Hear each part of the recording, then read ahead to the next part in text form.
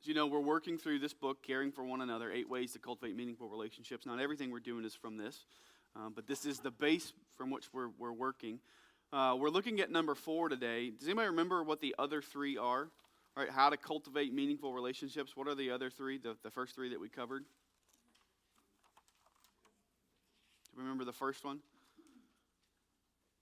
How to cultivate meaningful relationships first with all humility. And we talked about prayer, about asking people to pray for you and how to do that specifically, identifying trouble in your life and then connecting it to Scripture, doing that both for yourself and for other people. We talked about numbers 2 and number 3 last week. So you remember what they are? Move toward others. And then number 3, know the heart. So we talked a little bit about this diagram, which I have poorly drawn again, to talk about what it means to know the heart. Remember, we talked about asking questions, understanding emotion, understanding what's going on at a level that's deeper than simply a running diary of somebody's life, what they did, and then this happened, and this happened, but beginning to dig a little deeper and to see what's underneath of that. So today we're going to move on to number 4. It's called Know the Critical Influences. So as we begin to delve into people's lives, as we begin to do what we talked about last week of moving towards others, of taking initiative in those relationships and actually being connected with people, as we begin to do that and seek to know their hearts, right, to know more about them than the simple surface level things, to ask questions about what's happening at a heart level, the more we do that, the more helpful it's going to be for us to know the critical influences in their life, that all of us have an impossible to number amount of influences in our life. Every day, life doesn't stop. Every day, new stuff happens. New things happen at work. New things happen in your family. Every day, things are happening in your life. And your heart, right, you are constantly processing everything that's going on in your life. Good, bad, indifferent. All these things are constantly running through your heart, that they are influences. So we drew this last week. And so if this is our heart in the middle, we talked about some of the influences, right? God is here, and we want to know God, and we want to hear from God, right? Both things. We have all of these influences in our life, and we're going to talk about 2 big ones today. And so I want to be clear, when we talk about the 2 big influences in our life, we're not talking about God, because He's a separate category, right? We want to hear from God, and we want to speak to God. What are the things that influence our hearts in relation to that help us, that hurt us, that make it harder to do that make it easier to do that, right? So what's the number one influence on your heart? What should be the number one influence on your heart? Should be the Lord, right? It should be the Word. We're talking about other categories outside of God. So we're talking about some of these categories today of these influences on our heart. We're going to talk about in a little bit why. Why does it matter so much to know these influences? But the heart's always working. We're always being pushed and pulled. And the truth is that we're really, really complex people. And being able to understand the influences on our heart helps us to understand some of the complexity of people. Even as we talked last week about moving towards others and seeking to know the heart, asking good questions, sort of delving what's there, there can be a temptation sometimes for us to misunderstand and to think that in the course of a simple conversation that I'm going to be able to know somebody, that I can peg them, that I can have one conversation with them or 2 conversations with them, and I can know exactly what's happening in their heart, or I can know everything that's happening in their life. But the truth is, people aren't like that, right? This isn't a Hallmark movie. People are complex, right? They have a lot of things going on in their life. I picked up this week Malcolm Gladwell's new book, Talking to Strangers. Anybody seen it yet? Really, really interesting book. He's not a believer. He doesn't come up from a Christian perspective, but the entire premise of the book is essentially that people are complex and that we should be kinder to strangers and more gracious because we think we have them pegged, but really we don't. And you referenced the study that was done. It's been reproduced several times now, where they give people a big list of words that are like this, right? So you got the first letter and the last letter, and the middle 2 are empty. You have this big list of words, and they say, as fast as you can, go through and fill these words in. So they go through, fill these words in, so you might put book here. So you go through, you fill these in, and then they asked everybody that filled those in, what do you think your words say about your personality, about who you are as a person? Everybody said nothing. They're just random words. It was just the first thing that popped into my head. They don't say anything about who I am. In the same study, they showed the same people other people's answers and said, what do you think their answers tell you about them? And what do you think the people did? they began to make all sorts of judgments about people. Right? So this one was in there, and one guy put beak instead of book, and so someone was like, well, this person probably is not a reader, because if he was a reader, then book is the normal word. Well, this person they used a lot of goal-oriented words. They used winner, they used score, so this person is probably really type A. They began to make all of these judgments about other people based on how they filled in the thing, though they were willing to say, these say nothing about who I am, but I can look at other people's answers and tell you everything about themselves.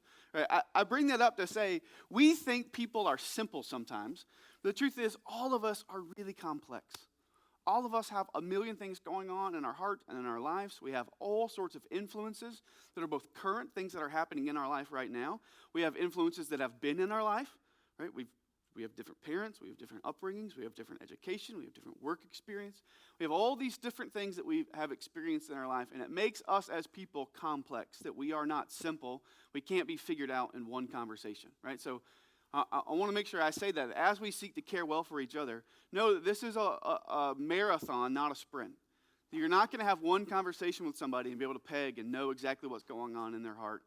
Because we're all complex. We wouldn't want people to think that they could peg us in one conversation, and so we're not going to do that to other people as well, right? So that we are complex.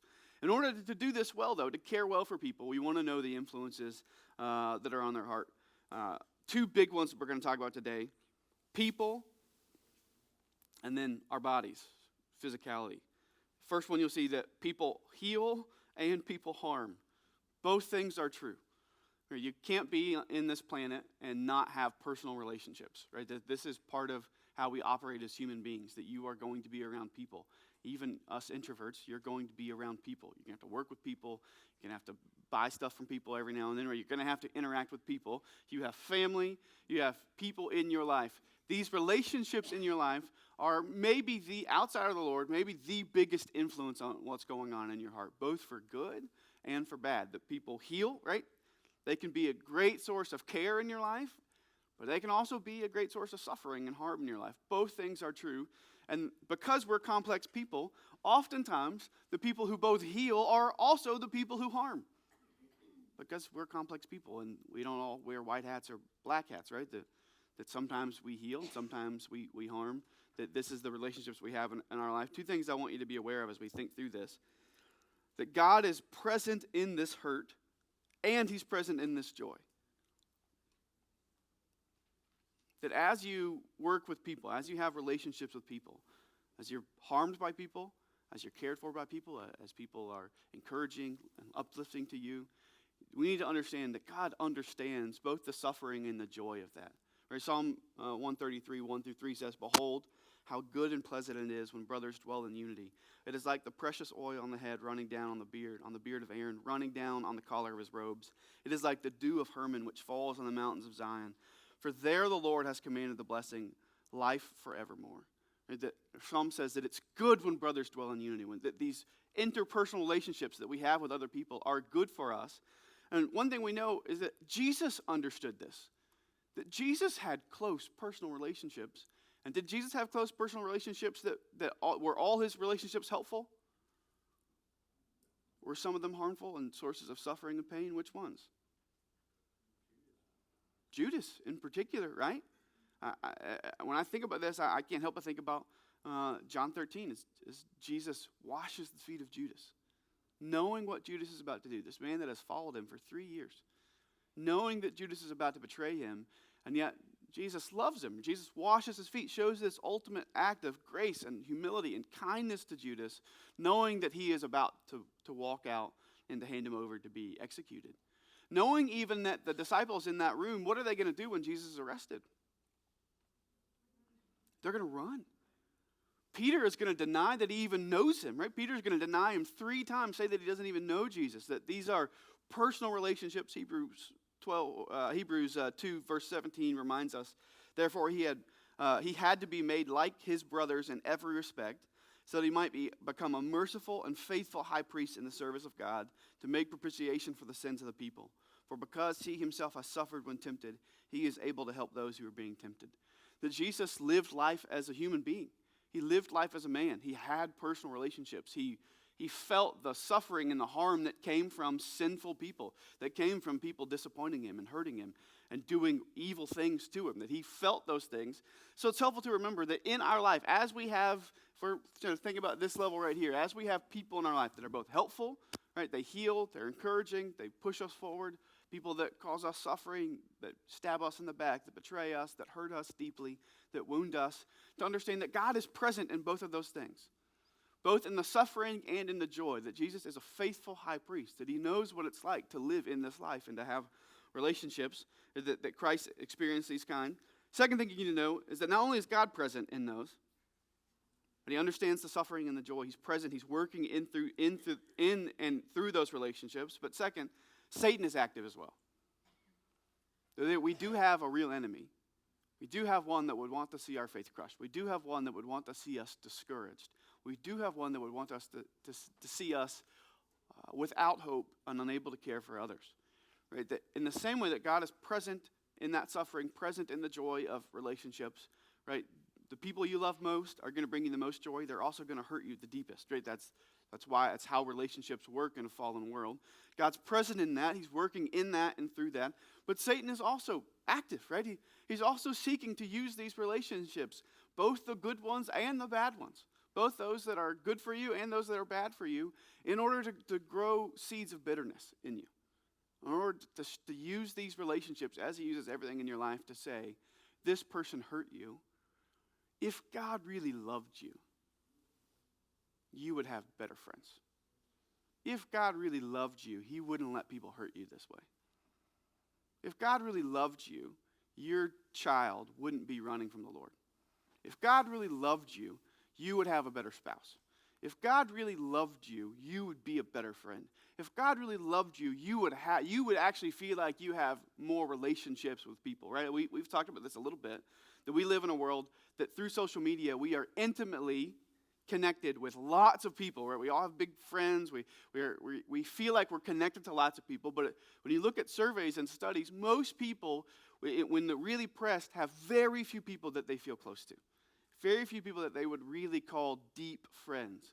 So Satan uses all these things to say, if God really loved you, if he were really good, if you really belonged to him, these bad things wouldn't happen. You wouldn't feel this suffering. You wouldn't feel this anguish. You wouldn't feel this hurt in this relationship, that God would protect you from that. Now, is that true? No. How do we know it's not true?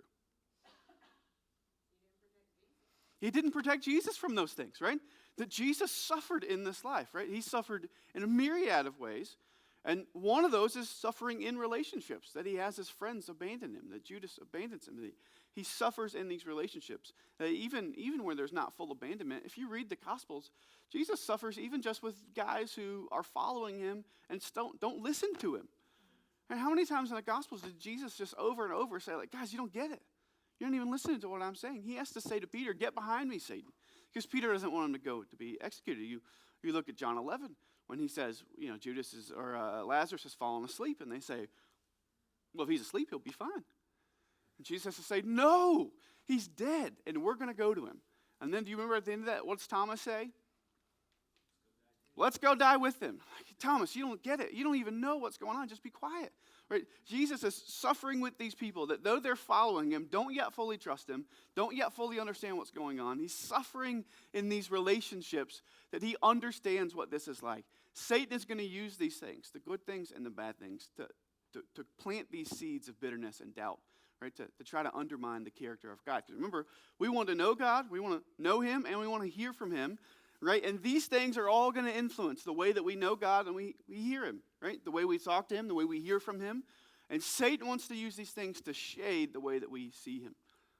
You've probably run across somebody, maybe it's a coworker, maybe it's somebody in your family, who is completely soured on God, completely soured on the church, not because of anything that the church has done to them, but because of a relationship they've had. It was a spouse who claimed to be a believer and left them.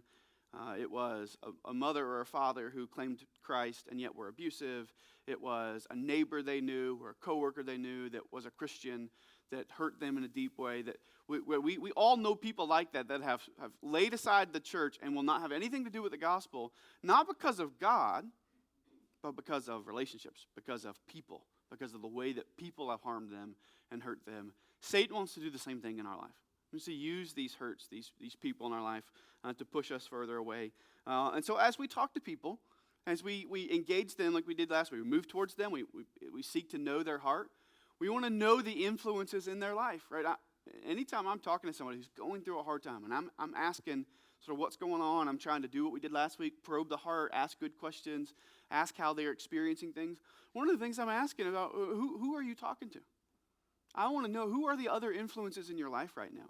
Who are the other people that are speaking into this situation, right? And so often what we find sometimes is, what I find sometimes is when people are making really bad life decisions, when they're going down wrong paths, a lot of times if I can just get the answer to the question of who's speaking into your life, I can begin to understand a lot about why you're doing what you're doing. Right? Because when I find out the only people speaking into your life are your 3 unsaved coworkers, well, now it makes a lot of sense, because they're speaking one thing. They're speaking lies. They're not speaking from the perspective of God. They're not speaking with the truth of God. They're not ministering to you by the word. They're not praying for you. They're not doing the things that we would do as believers. So it makes sense, if that's all the people influencing you, that I can see why you've begun to make some of the decisions that you have, why you've begun to walk the path that you have. So we want to know, what are the influences in people's life? Who is speaking into their life and helping them interpret what's going on in their life? That's part of what we're doing as we speak into people's lives. We're helping them to interpret what's going on in their life, how to receive it. There's a point here, I think, that at the end of the book that Ed Welch makes that I think is really important. He says here, we always want to be careful and tread lightly here. Or that as we begin to do this, as we really want to care for people, we move towards them, we seek to know their heart, even as people are complex, we want to know what's going on at a heart level. We want to know what are the influences, what are the people speaking into their life. That sometimes there is a habit to sort of jump all the way to the end and to not just be with people in their pain, to not just sit with them. So Romans 12:14-18 says, "Bless those who persecute you, bless and do not curse them. Rejoice with those who rejoice, and weep with those who weep. Live in harmony with one another. Do not be haughty, but associate with the lowly. Never be wise in your own sight. Repay no one evil for evil, but give thought to do what is honorable in the sight of all. If possible, so far as it depends on you, live peaceably with all." Paul says, rejoice with those who rejoice, and weep with those who weep. As we begin to delve the depths of people's hearts, sometimes we want to jump to the end and begin to diagnose the problem. We want to jump to the end and begin to say, well, the reason you're struggling is because you're doing this, or you see this, right? And part of what we're called to do first is to rejoice with people who are rejoicing and to weep with people who are weeping. Right? You don't come to Job when he's lost everything and he's in the ashes, and you don't come to Job and say, now, Job, I would like to know, how is your heart receiving all the things that God has brought to you? Are you receiving these things with a trust in the sovereignty of God, Job? Or are you receiving these things with a skepticism towards God? What's the first thing you do with Job? You weep with those who weep. You sit with them in the ashes. In the book of Job, who are the people that offer all the answers? His friends. Are they good characters in the book of Job? No, they are fools. They rush in with all the answers, and they have all the wrong answers, right? And Job asks God for answers. It's the book of Job. At the end, he's asking God for answers, and what answers does God give him? I'm God and you're not. We're not always going to have all the answers. We're called to first sit with people in their pain, to weep with those who weep, to rejoice with those who rejoice. So I want to say that. We're talking about heart-level things. We talked about this last week, identifying what lies might they be believing. As we look at their heart, how does that tell us what lies they might be believing, that we could point them back to the gospel? Even as we do that, we want to tread lightly, to be compassionate and sit with people in their pain. Rejoice with those who rejoice, weep with those who weep in their pain, so that we can ultimately speak Christ to them, right? That we want to point them in that way to the gospel. That people are a massive influence on our life. You're never going to be able to get away from people. They're always going to be influence on your life.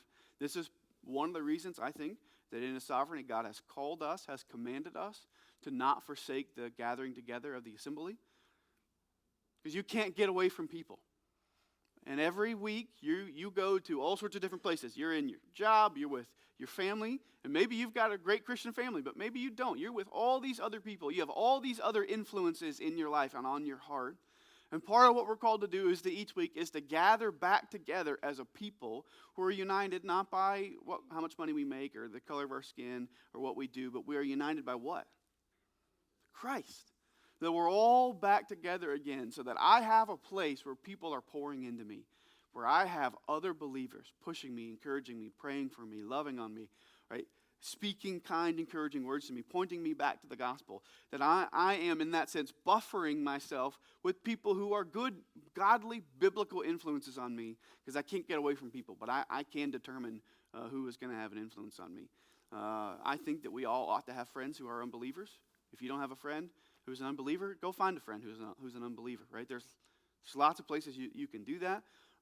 If you don't have people in your life that are unbelievers, you should go find friends who are unbelievers and begin to make relationships with people. You can't share the gospel with people if you don't have anybody who doesn't know the gospel, right? You have to have those relationships.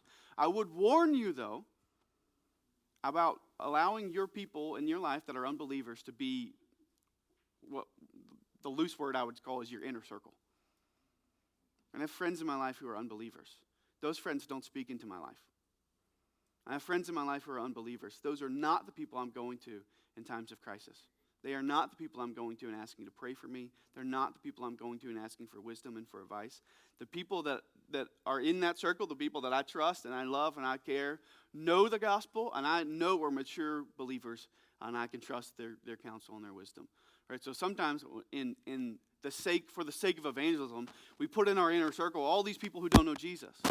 And what do? What happens to you if everybody in your inner circle, everybody loving on you, and everybody speaking into your life doesn't know Jesus? What happens to your life?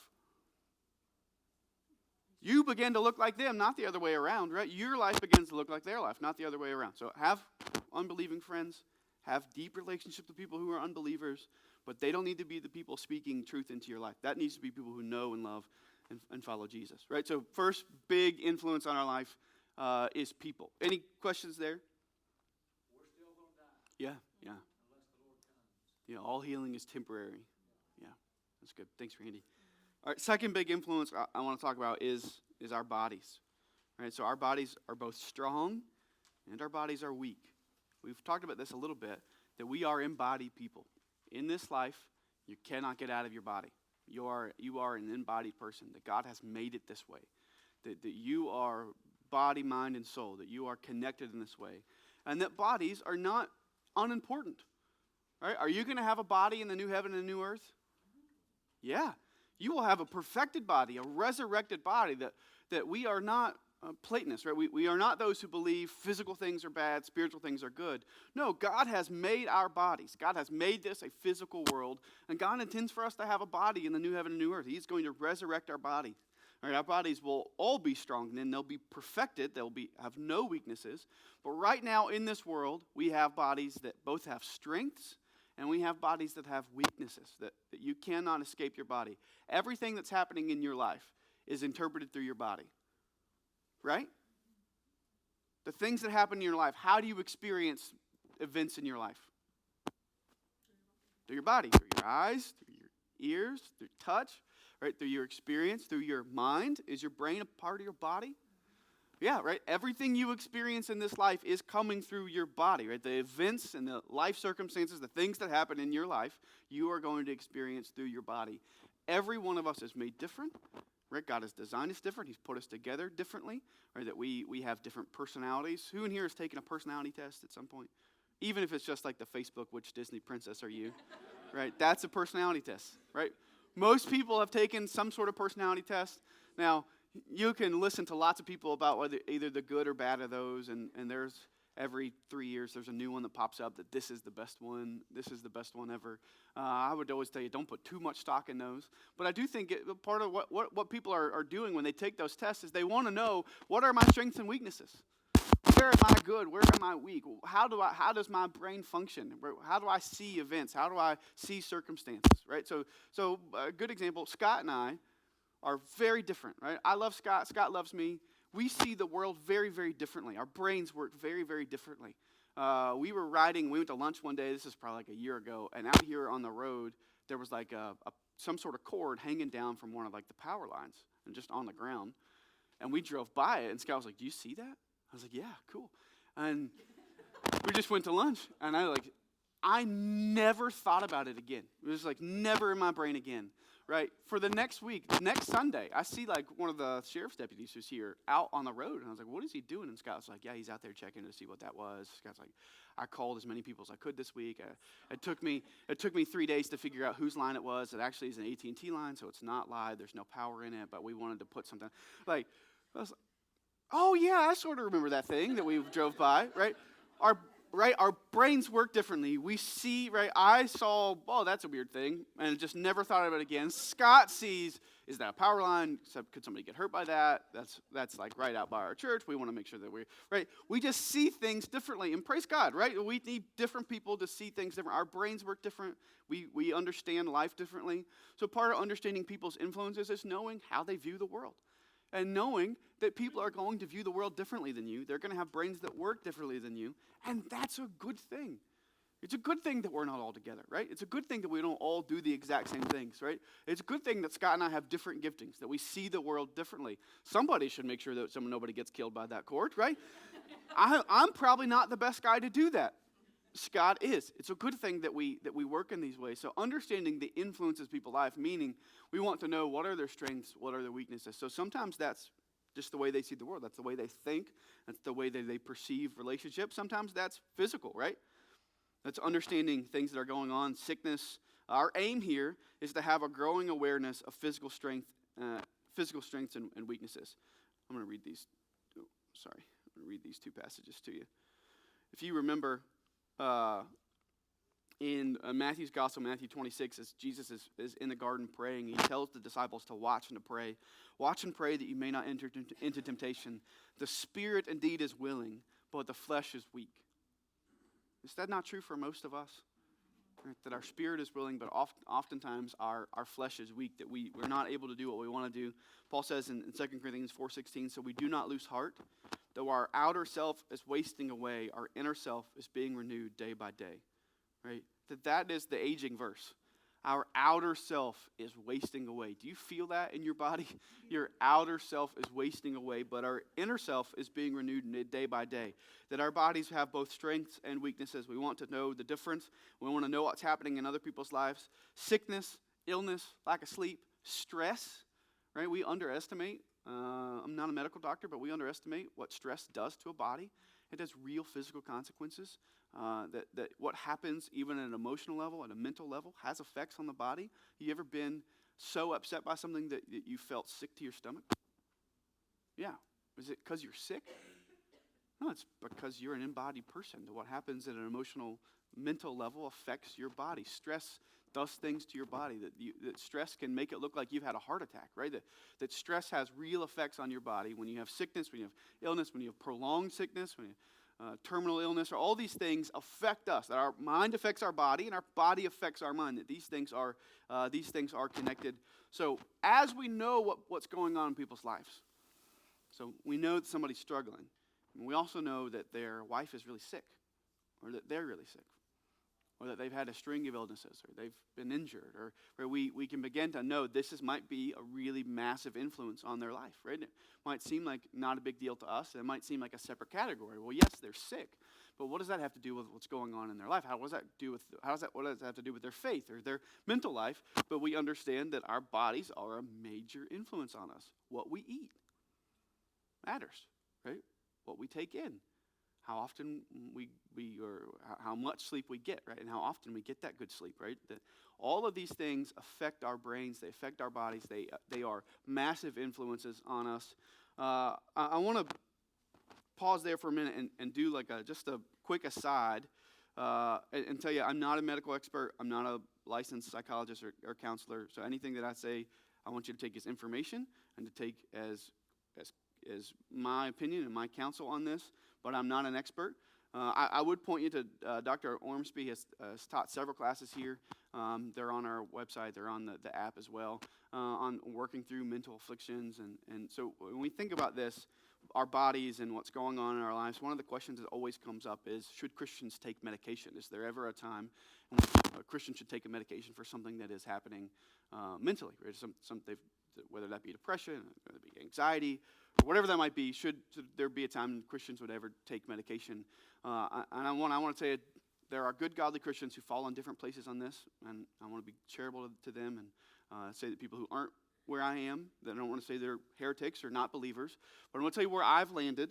And one, I would tell you, if you're taking something or you're not taking something, I don't think you should stop taking or start taking based on what I say, right? I'm not a medical doctor. You should never stop or start taking medication because of something that I say. But it might cause you to think about it. One, I would say we should ought to always be hesitant about medication. I think we should be hesitant about medication in general, right? I think we live in an overly medicated society. We don't ask enough questions about medication in general, about any medication, right? When you go to the doctor for migraines, right? You should ask questions about the medicine that you're going to put in your body, right? You should. Right? This body matters, so you should ask questions. So I would say we shouldn't take it lightly, right? That we should ask questions. We should do this in an informed way. But where I land is that it is at times appropriate for a believer, for a Christian, to take medication, certain medications, for things that might be happening in their body, even at a mental level, whether that be depression or anxiety or something else. I believe your body is connected, and your brain is a part of your body. And it is possible for something to be off in your brain. I don't know all the science of it. Again, if Dr. Ormsby has taught a class on this. I think it's week 3 of his class on mental health, where he walks through a lot of the different influences, both chemical and hormonal and neurological, right? There are a lot of different things that could be happening in your brain. But there are times in which medication under the supervision of, I would say, a Christian doctor or somebody that understands what they're doing, medication could be helpful and is appropriate for Christians because I believe our brain is part of our body. Right? That just like if you had something else wrong with your body, you might take medication for that thing. I think that it can at times be appropriate under the right care and supervision to take medication for a thing. A couple observations I want to make about this. One, we want to see medicine both as a gift, right? All medicine is a gift. Who's a gift come from? God, right? If you're sick and you go to the doctor, you have appendicitis, and you go to the doctor and they cut your appendix out, that is a gift from God. When we were in Panama last year, JP can tell you, when we were there was, an 8-year-old girl who had just died the week before because she had appendicitis. You can't do anything about it. There's nobody there that can take her appendix out. So that family's grieving. Kenny and Cheryl were dealing with believers there, with Christians, who in a moment of panic at the end of this little girl's life had gone to the witch doctor in town and had sought help because they didn't know what else to do. Right? We don't have that problem. If you get appendicitis today, you can go to any number of hospitals and you can get your appendix out. All medicine is a gift from God, right? So we ought to view it that way, that in general, the fact that we have medical technology comes from God. God gives people wisdom. He's given us this progress. It can also be idolatrous. Right? We can also put medicine in a place in which medicine becomes our help rather than the Lord.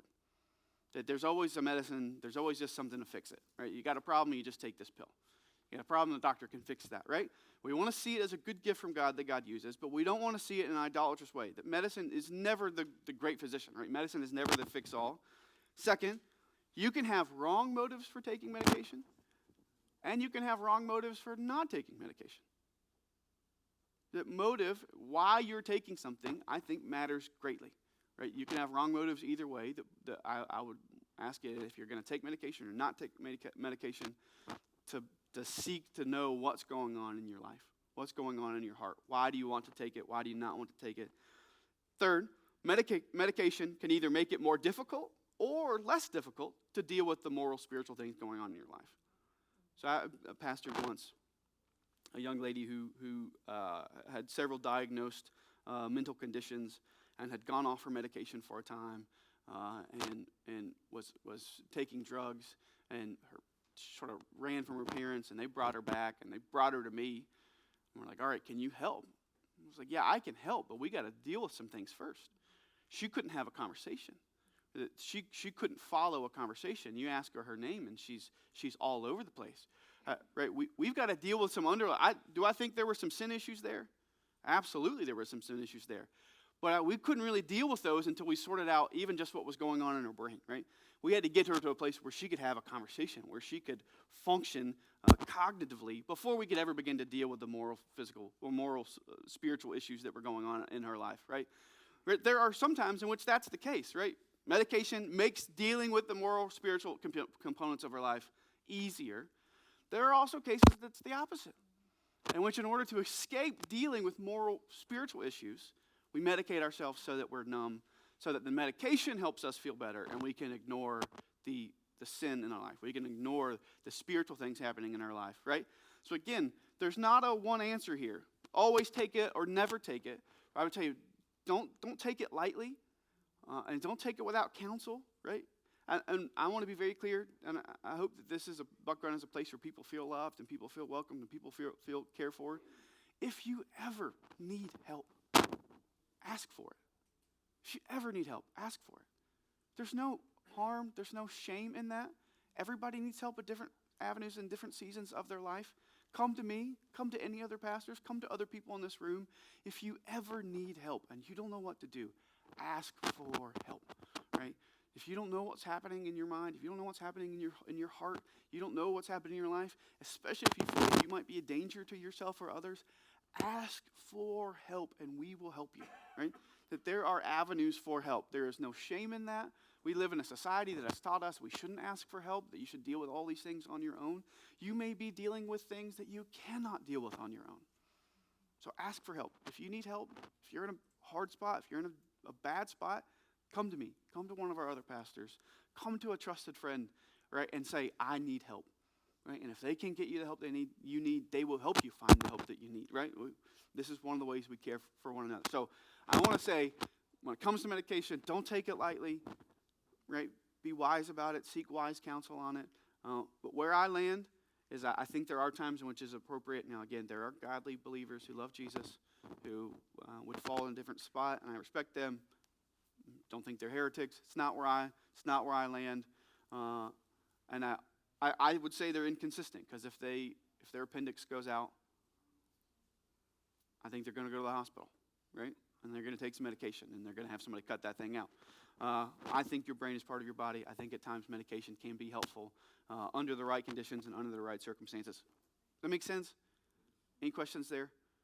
All right, so I wanted to make sure we talked about that, because anytime we talk about what influences in our body, that's a question that often comes up is, what about medication, and particularly in the life of a believer?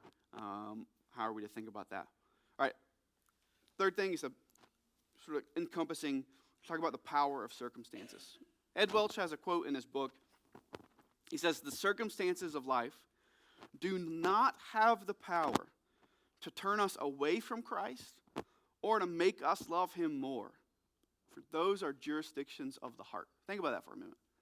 The circumstances of your life do not have the power to either turn you away from Christ or to make you love him more. For those are jurisdictions of the heart. That's something that happens at a heart level. That in that sense, the circumstances of your life are neutral in that way, right? They can't force you to love Jesus more, and they can't make you love Jesus less. What they can do is make it a little easier, right? What often happens in our life, we blame the circumstances. So if something happens, I get sick, or I lose my job, or I have some marital crisis, or there's a crisis with my children. And what happens is that crisis comes into my life. It is a heavy influence on what's happening in my heart. And it's easier for me to blame everything that's happening at a heart level on the outward circumstances. So the reason that I am doubting God, the reason that I'm in depression, the reason that I am whatever I'm struggling with, is all because of this outside circumstance. And what I want you to see is that outside circumstances, more often than not, reveal what's in your heart rather than change it. That oftentimes we think that our faith is weak because of this outside circumstance. When I want you to see, what happens is your faith was weak and the outside circumstance exposed it. That it is often revealing where our loves are. It is revealing what we believe in our heart. It is revealing where our gospel gap is. Remember, we've talked about that. What we say we believe, formal theology and functional theology, what we actually believe based on our life and thought life and the way we trust. And we all have a gap, right? None of us, except for Jesus, or what we say we believe and what our life says we believe never fully line up, what happens is when the outside circumstances come into our life, especially those that are bad, not always, but especially those that are bad, it reveals to us where that gospel gap is. It doesn't put it there. It doesn't influence your heart in that way. It doesn't change your heart, but it reveals what's going on in your life, right? So the person who views his worth and his value by what he does, right? His worth as a person is tied to the fact that he is successful in his job. He has this career, and that's how he feels worth. Well, that guy who gets downsized and now spirals into a deep depression, that depression is not caused by downsizing. What's the depression caused by? Right? What was already going on in his heart, that his trust and his hope and his security as a person was based in what he did, not in Christ. The downsizing was just a thing that happened, that exposed what was already there. This is what's happening in our life over and over and over again. That what the circumstances of our life expose what's happening in our heart, expose what we're trusting in, expose what we're believing, expose what we're following. That these things are revealers of the heart, not changers of the heart, right? So they can make it easier or more miserable, right? Good things can happen, right? Good things can expose what's happening in our heart. So the person that is struggling, they're down, and they have put their hope and their worth, right? They feel like that they are not a whole person unless they're married. And then that person gets married, right? They find a spouse and they get married, and now they feel much better. Right? That's a good thing, right? Good thing has come into their life. What has that exposed about their heart? Their hope is not in Christ. That their worth isn't coming from Christ, but their worth is coming from who? Their spouse, other people, right? It's a good circumstance that still exposes a gospel gap in the heart. So it doesn't have to be just bad things that happen in your life. It can be good things. It can be very good things that happen in your life that can still expose what's happening in your heart. Often you want to ask, what makes me rejoice and what makes me weep? Wait, what are the things I grieve over? Are those the same things that God grieves over? Are the things I rejoice the same thing that God rejoices over? Right? So when you grieve and when you mourn and when you rejoice, ask yourself, is this the sort of thing that God grieves over? Is this the sort of thing that God rejoices over? What's happening in my heart? What does my own grief and joy tell me about where my emotions are, where my heart lies, about where my affections lie, about who I'm trusting and who I'm loving? Right? These things are happening in our heart. And we're asking, right, as we seek to hear from God and to speak to God, we're asking God to change our heart. This is sanctification. By the Holy Spirit, God is doing a work in us. Right? And how does sanctification come to us? How does God sanctify us? What are the means that God uses? Trials, right? He uses these circumstances in our life to expose our heart and to shape us and to mold us. People, right? Right? As much harm as people can do to us, God uses people. He uses these people to shape and to mold us and to encourage us. The Word, right?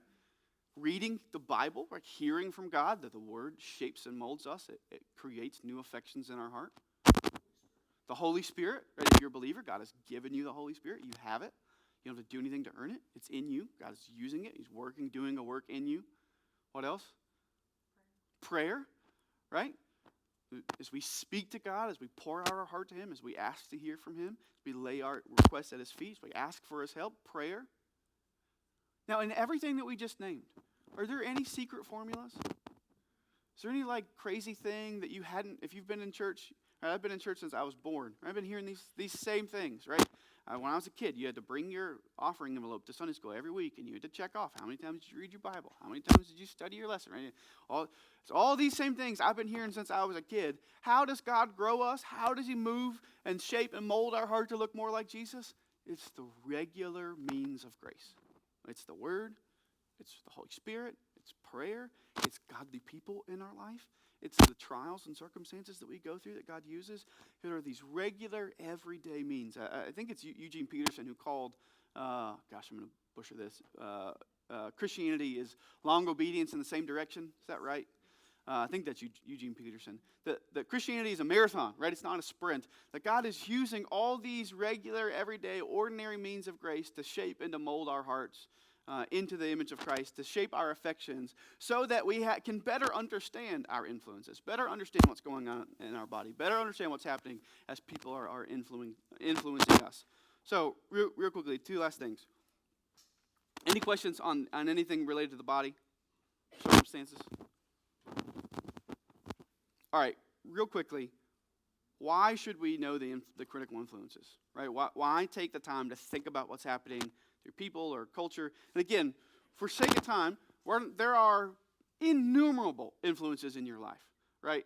I would argue that many of them fall within the category of people and body, but not all of them, right? Money, work, right? Often the reason that work is hard is because of people, right?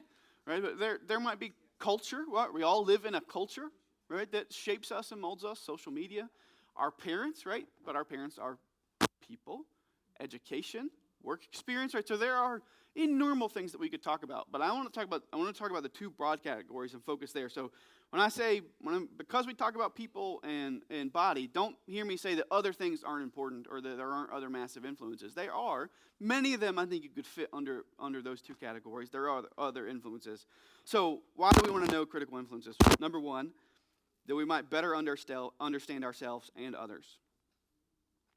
That when we understand how people work, when we understand how they see the world, when we understand what's happening in their life, when we understand who their parents are, when we understand the people that are speaking into their life, when we understand the influences on their heart, when we understand what's happening to their body, right? The more we know about people's physical weaknesses and strengths, the more patient we are with them, right? That we want to know ourselves better. That's why everybody takes personality tests. Even people who say personality tests are unhelpful and foolish, guess what? They take them, right? They just don't tell you that they take them. Because they take them and then they disagree with them and then they say, well, these are silly. These don't, right? Everybody wants to have a better understanding of how they work. We want to know ourselves, right? So when we think about critical influences in our life, it helps us to know ourselves better. Helps us to understand are the things happening in my heart? Why are they happening? What influences might be going on? And it allows us to know other people better. Allows us to, in that way, to know them better. Second, we want to know the critical influences to be more gracious and compassionate. When Jesus is asked, what's the greatest commandment, what does he say? Love God and love others. And how are you supposed to love others? As yourself. You love your neighbor as yourself. This is the golden rule, that you do unto others as you would have them do to you. This is true for all of us. We want people to be kind and patient and gracious with us. And we don't want to be kind or patient or gracious with other people. So that when I am snippy with Hannah, I want Hannah to assume that I've had a hard day, that there's this email I got that I got to deal with, or there's this crisis that somebody's in and I'm helping them counsel them through, or there's this other thing that they don't know about. She doesn't know that I didn't sleep well last night, but I want her to assume in her mind that there are all these other influences that are causing me, right, to sinfully lash out and to be snippy. But when she's snippy, do I afford her and she's just never snippy, by the way. She's never. Just sweet. Theoretically, do I afford her the same Christ? Right? We want people to understand what's happening in our life and to show us grace and compassion. But often we don't afford the same thing to other people. The more we understand how things are influencing people, how things are working on their heart, the more we understand how things work on our heart, the more gracious and compassionate and kind we can be with people. All right, so rather than taking offense at everything that comes to us, sometimes we can let things go because we understand some of the influences that are going on in people's life, right? So the guy who is suffering under cancer for the 4th time in 10 years, maybe that guy's not as friendly to you at the door, or maybe he snaps at you when you ask him for a bulletin. You can either take offense of that, or you can say, I understand there's a lot going on in his life. And I'm going to be a person who's going to show him grace and compassion and kindness. Right? We want that for ourselves. We don't always show that for other people. As we seek to know their heart and to know the critical influences in their life, it helps us to be more compassionate. The better we know people, the better we can be this way. Scott knows my brain doesn't work like his. Right? So when we pass the possibly dangerous line on the ground, right? Scott knows that's how his brain's going to work. He was not at all offended, right? He's like, oh, well, I knew you didn't think about it, right?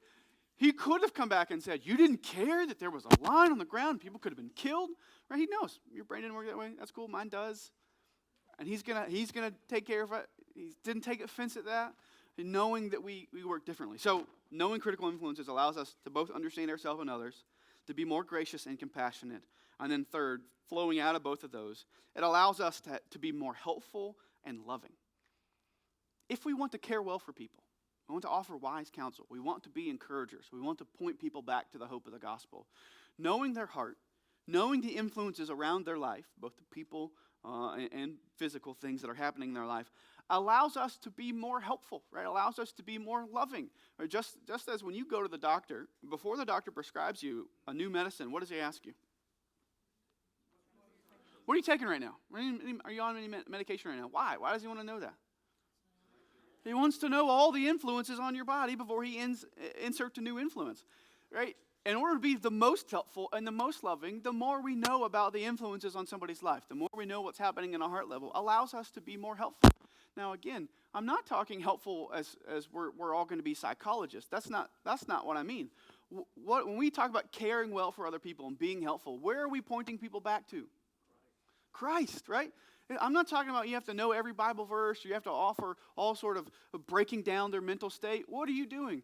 You're offering targeted, specific hope from the gospel, right? So the guy who gets laid off and spirals into a deep depression because his identity was tied to his job or is tied to his success in business, all you're doing, right? You're not a psychologist. You're not trying to come in and fix everything. All you're doing is pointing him back and reminding him, brother, you're loved because of who you are in Christ. You were never loved by God because of your job. We're thankful for it, and I'm thankful for the way God's used you in that, but that's not why I'm your friend. That's not why I love you. That's certainly not why God loves you, right? That's not called being a psychologist. That's called being a good friend, right? We're pointing people back to the hope of the gospel. Knowing how to do that in a way that's specific, just based on what's going on in their heart, right? What's going on in their life, the influences that are happening. So we might understand people and others, but might be more gracious and compassionate, and we might be more helpful and loving. I'm going to read to you Psalm 130. This is essentially David crying out to the Lord. David says, Psalm 130, verse 1, "Out of the depths I cry to you, O Lord. O Lord, hear my voice. Let your ears be attentive to the voice of my pleas for mercy. If you, O Lord, should mark iniquities, O Lord, who could stand? But with you there is forgiveness that you may be feared. I wait for the Lord. My soul waits, and in his word I hope. My soul waits for the Lord more than watchmen in the morning, more than watchmen in the morning. O Lord, O Israel, hope in the Lord, for with the Lord there is steadfast love, and with him is plentiful redemption, and he will redeem Israel from all his iniquities." This is David in the depths of despair, crying out for mercy to God, and yet hoping in the Lord. This is the Christian life. Not that you'll never have suffering, not that you'll never have struggle, but in the midst of struggle that we cry out to the Lord, trusting that there is hope in the Lord. Right? For in the Lord there is steadfast love, and with him is plentiful redemption.